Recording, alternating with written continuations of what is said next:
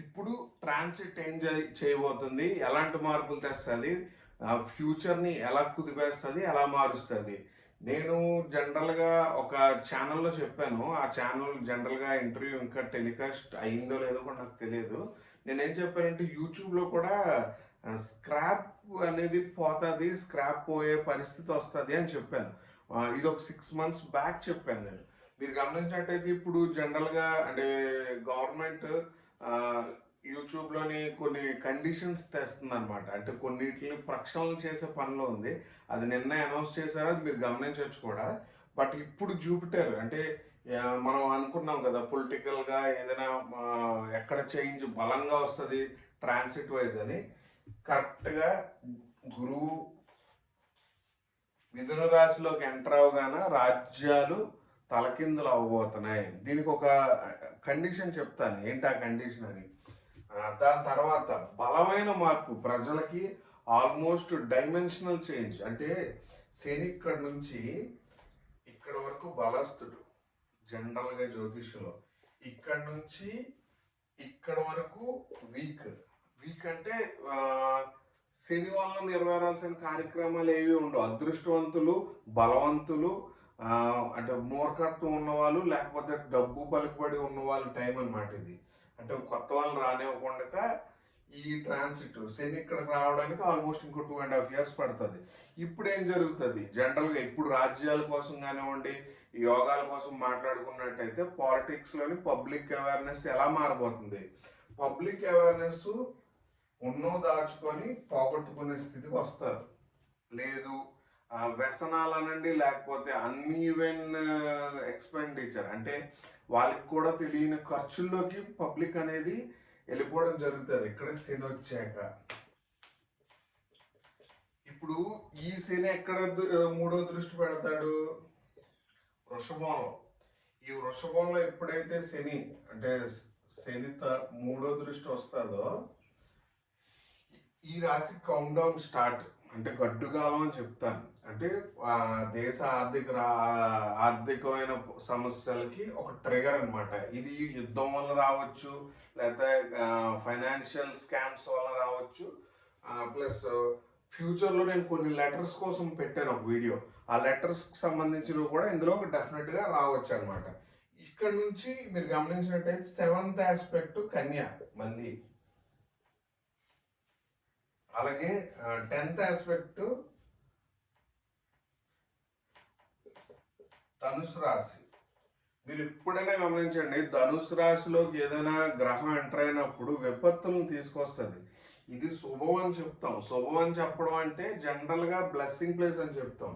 అలాగే ఈ రెండు డేంజరస్ ప్లేసులు అండి. ఈ రెండు వార్ సైన్స్ అనమాట, యుద్ధానికి మూల కారణమైన గ్రహాలు. కానీ మీరు ఫస్ట్ టైం గమనించినట్టయితే స్వక్షేత్రాన్ని గురువు చూస్తున్నాడు, శని దశమ దృష్టితో చూస్తున్నాడు. అంటే ఏదో ఒక ప్రక్షాళన జరుగుద్ది. ప్రక్షాళన అంటే ఏదో ఒక చాప్టర్ ఎండ్ అవబోతుంది. ఆ చాప్టర్ ఎండ్ అయ్యి కొత్త ఎస్టాబ్లిష్మెంట్ స్టార్ట్ అవుతాయి. ఎందుకంటే కర్మాధిపతి, స్వక్షేత్రాధిపతి, నవమాధిపతి చూస్తున్నారంటే మన లైఫ్లోకి ఏదో అన్ఈవెన్ అంటే ఇంప్లిమెంటేషన్ మారుద్ది అనమాట. ఇంప్లిమెంటేషన్ పూర్తిగా డిస్ట్రాయ్ అయ్యి కొత్తవి ఏవైనా ఎస్టాబ్లిష్మెంట్ జరుగుతాయి. ఇక్కడ కన్ఫామ్గా జరుగుతాయి. ఎందుకు జరుగుతాయి అనేది మీరు ఫ్యూచర్లో చూస్తారు ఖచ్చితంగా. ఎందుకంటే నేను రీసెర్చ్ కూడా చెప్పాను. నేను ఫస్ట్ ఈ వీడియో స్టార్టింగ్లోనే చెప్పాను జగన్మోహన్ రెడ్డి గారిది ఏంటి పరిస్థితి అని. జగన్మోహన్ రెడ్డి గారి ఆట ఇక్కడ నుంచి మొదలవుతుందండి. ఈ ప్లేస్లోంచి వచ్చిన గురువు దగ్గర నుంచి మొదలవుతుంది. ఎందుకు మొదలవుతుంది అంటే జనరల్గా ఆయనకి గురువు, రవి, రాహు రాజయోగ కారకులు. అవమానం లేకుండా ఆయన జాతకంలో ముందుకు రావడం అనేది జరగదు. ఎంతమందితో యుద్ధం చేస్తే అంతమంది బలం ఆయనకి చేరడం అనేది ఆయన జాతకంలో ఉన్న పొటెన్షియాలిటీ. దట్ టు అంటే మనం ఇంకొక విధంగా మాట్లాడాలంటే క్రిస్టియానిటీ. ఇప్పుడు క్రిస్టియానిటీకి టైం అని నేను చాలాసార్లు చెప్తున్నాను కదా. క్రిస్టియానిటీకి టైం అంటే ఆల్మోస్ట్ బ్లెస్సింగ్ దొరుకుతుంది. ఇప్పుడు వాళ్ళ ఫ్యామిలీలో మిగిలిన వాళ్ళంతా కూడా బ్లెస్సింగ్ ఉంటుంది అనమాట. నన్ను చాలామంది అడుగుతూ ఉంటారు పర్సనల్గా, ఇప్పుడు వాళ్ళ ఫ్యామిలీ గొడవలు అవి జరుగుతున్నాయని నేను చూసిన వాళ్ళు చాలామంది అడిగినప్పుడు నేను ఒకటే చెప్తా. ఈరోజు ఫ్యామిలీ గొడవలు ఉన్నప్పటికి కూడా వాళ్ళ ఫ్యామిలీని అట్లీస్ట్ టార్గెట్ చేయకుండా ఈరోజు అపోజిషన్ పార్టీ అంటే ఆ రూలింగ్ పార్టీ వాళ్ళకి వాళ్ళని టార్గెట్ చేయకుండా ఒక హెల్పే జరిగిందని నేను జాతకం పరంగా నా ఒపీనియన్ చెప్తున్నాను. ఎందుకు ఈ మాట అంటున్నానంటే ఇది నా పర్సనల్ ఒపీనియన్. ఇప్పుడు ఏంటంటే అందరూ ఉండి వాళ్ళందరి మీదకి టార్గెట్ చేసే కన్నా ఆయన ఇలా సఫర్ అయ్యి ఇలా స్ట్రాంగ్ అవడమే బెస్ట్ అనేది నా ఫీలింగ్ ఆస్ట్రాలజికల్గా.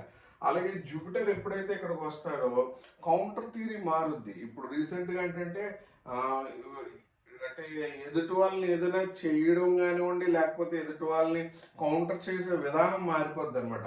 ఆల్మోస్ట్ 2.0 అనేది నేను దానికి ముందే చెప్పాను. కొత్త ఫేమ్ స్టార్ట్ అవబోతుంది ఆయనకి. ఆ ఫేమ్ నుంచి కూడా చాలా అంటే డిఫరెంట్ డిఫరెంట్ విషయాలు జరుగుతాయని మీకు. అలాగే జూపిటర్ ఎప్పుడైతే ఇక్కడికి ట్రాన్సిట్ అవుతాడో ఇక్కడ నుంచి పబ్లిక్ కానివ్వండి డీల్ చేసే విధానాలు, పబ్లిక్ లో అవేర్నెస్ కూడా కౌంటర్స్ చాలా దారుణంగా ఉంటాయి మీకు. అలాగే స్కామ్స్ అన్నాను చాలాసార్లు, ఎందుకంటే స్కామ్స్ బయటకు వచ్చే టైం.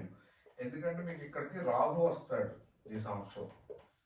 రాహు ఎప్పుడైతే ఇక్కడికి వస్తాడో నవమ దృష్టితో గురువు నవమ దృష్టి ఉంది ఇక్కడ. అంటే స్కాములు జరుగుతాయి, పాత స్కాములు బయటపడతాయి. రాజ్యాలకి, బ్యాంకింగ్కి, ఫైనాన్షియల్ సెక్టార్కి దారుణమైన దెబ్బలన్నీ ఈ సంవత్సరం నుంచి స్టార్ట్ అయిపోద్ది అనమాట. ఇక్కడ నుంచి ఉన్న ఆయన ఇక్కడికి వచ్చే టైంకే almost bounce back time. Almost ఇంకేంటంటే అందరికీ ఏమవసరం ఏంటి ఎగ్జాక్ట్గా అనేది, ప్లస్ అసలు హ్యాండిల్ చేయలేని విషయాలు కూడా పబ్లిక్లోకి రావడం అనేది జరుగుతుంది. ఎందుకంటే జూపిటర్ గురువు ఇక్కడ వచ్చినప్పుడు అంటే మనం గోదావరి పుష్కరాల టైంకి ఆల్మోస్ట్ బౌన్స్ బ్యాక్ అయిపోతాయి అనమాట. ఎందుకంటే మీకు ఆల్మోస్ట్ చెప్పాను కదా, ప్రతి ట్రాన్సిట్లో కూడా బలం బలహీనత అనేవి ఉంటాయి.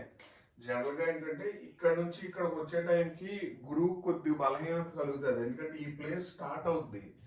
ఈ ప్లేస్లో ట్రాన్సిట్లు ఉన్నప్పుడు మాత్రమే ఎలక్షన్స్ జరగడం వలన ఇవంతా అంత ఫేవరబుల్గా ఒక ఆయనకి జరగలేదు రూలింగ్లో ఉన్న వాళ్ళకి. అలాగే సెకండ్ ఏంటంటే సాటర్న్ ఎస్టిమేషన్ చేసే ఆస్ట్రాలజర్ నేను ఇప్పటివరకు నేను చూడలేదు. ఎందుకంటే వ్యక్తిగతంగా చెప్తున్నారు తప్ప పబ్లిక్ బట్టే నాయకులు బట్టి పబ్లిక్ కాదు అనేది మీరు బాగా గుర్తుపెట్టుకోవాలి. ఎందుకంటే అన్ని స్టేట్ ఎలక్షన్స్ గమనించినట్టయితే సాయిల్ బట్టి డిఫరెన్షియేషన్ ఉంది తప్ప జనరల్గా అయితే మన రీసెర్చ్లో మనం ముందే చెప్పాము, ప్రజలు బట్టే నాయకుడు బట్టి ప్రజలు కాదు.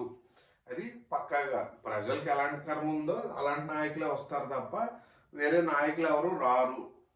ఇప్పుడు మీకు గమనిస్తే ఈ ట్రాన్సిట్లో మీకు చెప్పిన విషయాలన్నీ కూడా రాబోయే రోజుల్లో బలంగా జరిగి మీరు చూస్తారు. బౌన్స్ బ్యాక్ టైము ఏదైనా అంటే ప్రక్షాళన అంటే పోతుంది, మొత్తం పోయి కొత్తగా స్టార్ట్ అవుతుంది అనమాట. అలాగే ఈ ట్రాన్సిట్లో మీకు ఇంకా చెప్పాలంటే సౌత్ ఫిలిమ్స్కి అంత మంచి టైం కాదు నార్త్లో. ఇది అంటే మేబీ సక్సెస్ రేషియో ఉండొచ్చు కానీ సౌత్ ఫిల్మ్స్కి అంత మంచి టైం కాదు.